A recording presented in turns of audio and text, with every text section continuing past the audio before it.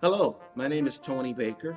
I'm a professor of trombone at the University of North Texas, and I've been asked to select the 2024 TMEA All-State Etudes for tenor trombone, and it was my pleasure to do so. The following video features me performing these etudes and offering some performance and preparation instructions. So I hope you enjoy this video, but more than that, I hope you find it helpful. Thank you.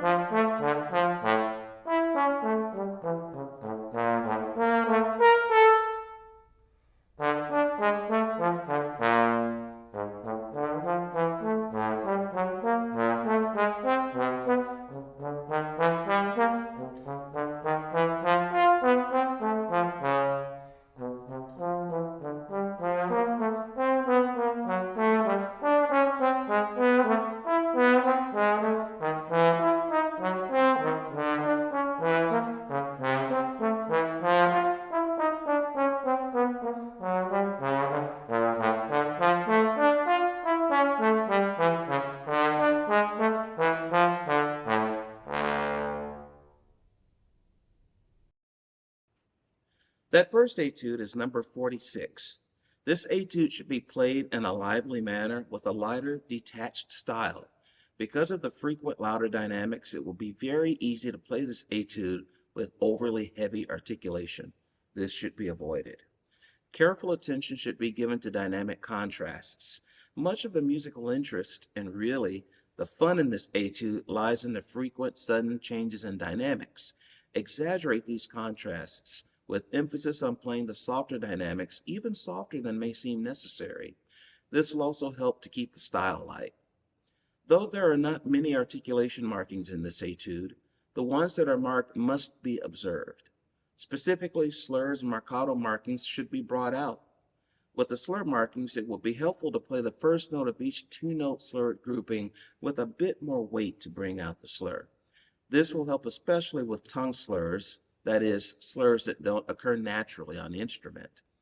Notes with the marcato marking should be played with a little more front than surrounding notes.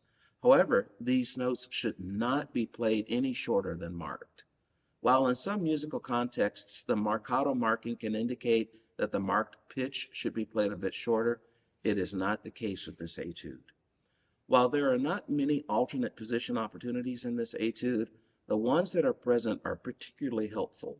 For instance, playing the B flat in 5th position in measure 10 and the E sharp in 6th position in measure 19 can eliminate what would normally be a very large and fast change of slide position, thus helping to make the etude smoother, cleaner, and lighter.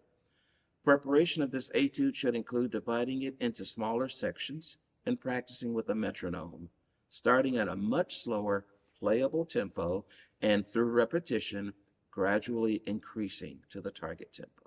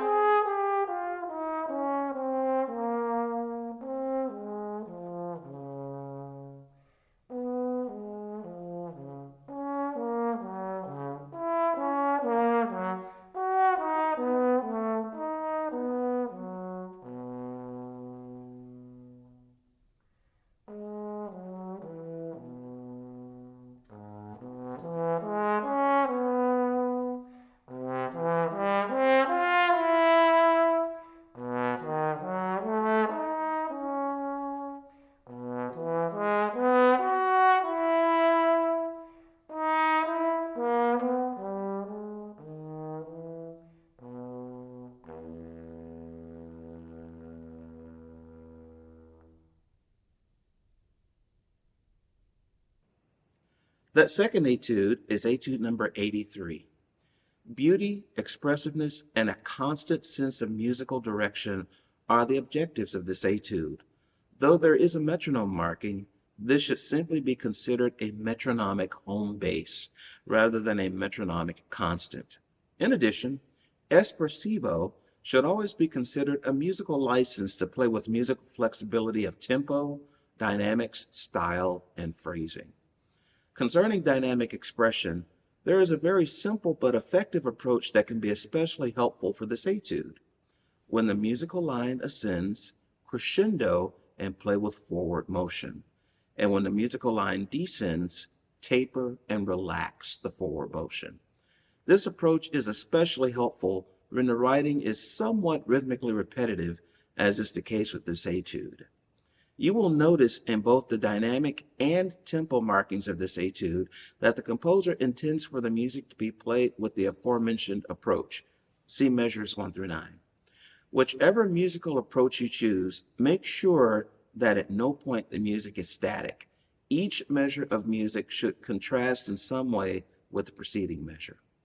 Because the style of this etude is almost always legato, phrasing and moments of stylistic contrast are of particular importance. Every measure of music has note groupings that are marked to be slurred together. But remember, a slur marking is also a phrase marking. This means that when a group of notes are marked to be slurred, they should also be treated as a musical grouping. For instance, in measure 1, the first 4 notes are marked with a slur. This means that these 4 notes should be played in a connected manner, but that they should also be spaced a little or have a lift after the 4th note. In other words, they should be connected and phrased together. Slurs are ever present in this etude, but treating the slurs as instructions for how to phrase the music can give the music more interest and make it sound more natural in singing. The other articulation marking in this etude is the tenuto marking. Sometimes it is used by itself, and other times it is used with a slur marking. But in either case, the instruction is the same. The marked note should be played with length and weight. An important clarification to make here is that when the tenuto marking is used by itself, the marked notes should be played with length and weight, but they should not be connected. Otherwise, they would be marked as slurred or legato. In keeping with the espressivo marking at the beginning, great attention should be given to dynamic contrast.